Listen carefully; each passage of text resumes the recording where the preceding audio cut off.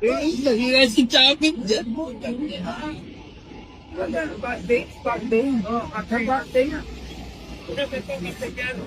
Kaya lang ko niya. What's up? Nga.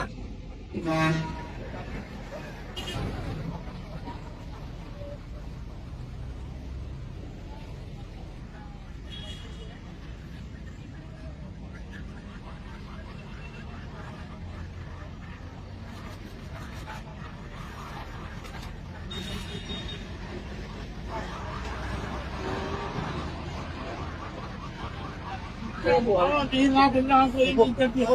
Opo, mami, pasensya na. Si Hindi, move ka na lang. Overtake lang kami. Opo, mami, Overtake lang kami dumaan. Opo, mami, pasensya na po. Overtake lang. Opo. Anyway, move ka na. Opo, pasensya na, mami. Tangoy. Opo, pasensya na po, mami.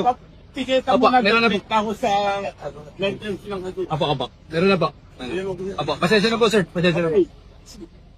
Ay, bayad ako ah, munta ko. Patay po nga. Patay po nga. Oo, bayad ako. Opo, ano? Hindi ako dumaan, nag-overtake lang. Opo. Ganun. Laga dito. Dito rin yung adik. Katak mo pa eh. Natanapit ka. Taga saan ka ba? Dito po. Ano ka dito? Teacher. Ba't may radyo ka?